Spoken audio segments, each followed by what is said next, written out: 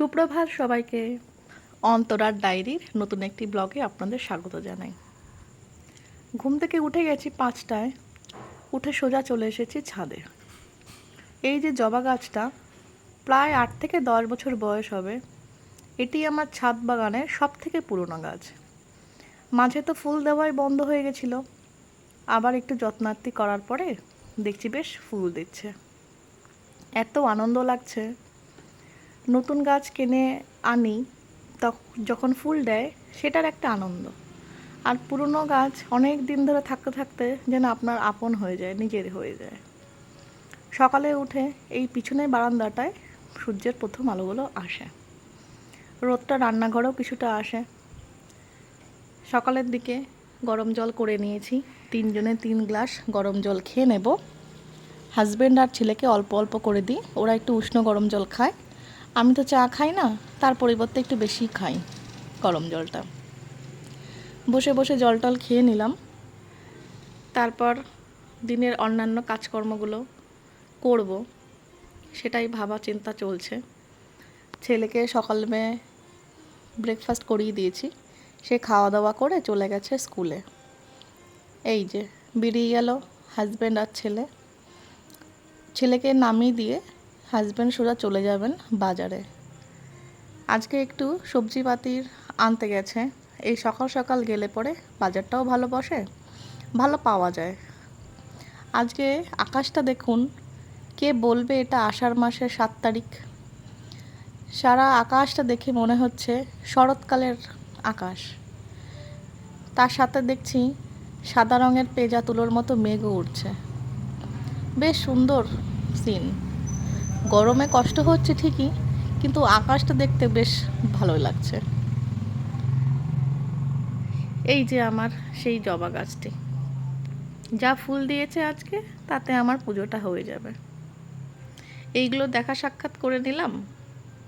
আর এই যে নতুন একটি সদস্য আমার ছাদ বাগানের, আলোকনন্দা। আলোকনন্দা সব দিন ছোটোবেলায় আমরা দেখেছি হলুদ রঙের, এখন বিভিন্ন রঙের আলোকনন্দা পাওয়া যায়। কুড়িটা দেখে কিনেছিলাম গাছটা, তখন বুঝতে পারিনি রঙটা এরকম একটু ফ্যাকাশে টাইপের বেরোবে। যাই বেরোক না কেন, আমার যখন ছাদ বাগানে এসে গেছে, তখন একেই ভালোবাসতে হবে। চলুন, গাছপালা সব দেখে নিয়েছি, ছাদ ঘুরে নিয়েছি, আকাশ বাতাস সব দেখা হয়ে গেছে। এবার সোজা চলে যেতে হবে কাজকর্মে। আজকে অন্যান্য কাজের পাশাপাশি একটু এক্সট্রা কাজও করেছি। যে আলু পেঁয়াজের যে ঝুড়িগুলো থাকে, যখন আলু পেঁয়াজটা ফুরিয়ে যায়, সেই ঝুড়িগুলোকে একটু মেজে নিই। যতই মুছে রাখি না কেন, মাজার মতো ঠিক পরিষ্কার হয় না। একটু মেজে ঘষে নিয়ে এগুলোকে রোদ্রে দিয়ে দেব, তারপরে আবার নতুন করে সব কিছু রাখবো। এই যে মাজা ঘষা হয়ে গেছে, নিয়ে চলে গেছি আমি বারান্দায়। আজকে সবজিপাতিও এনেছে বেশ, লাউ, কুমড়ো, পটল, সাথে দেখছি 2টো ডাবও আছে। এত গরম পড়েছে, মাঝে মাঝে একটু ডাবের জল না খেলে ঠিক হচ্ছিল না।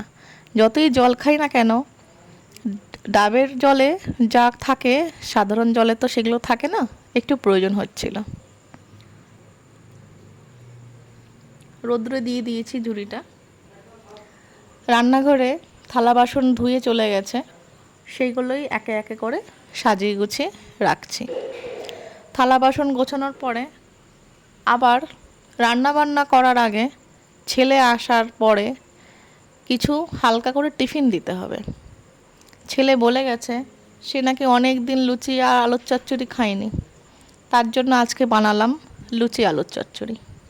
নিজের জন্য বানিয়ে নিলাম একটু পাস্তা, চাউমিন, ম্যাগি এগুলো খেতে আমার খুব ভালো লাগে।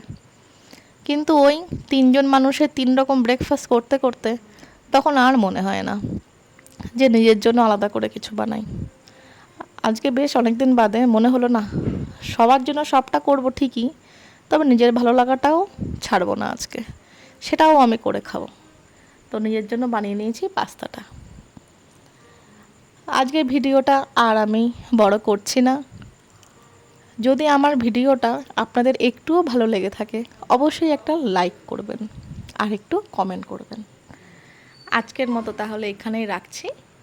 সবাই ভালো থাকবেন। টাটা।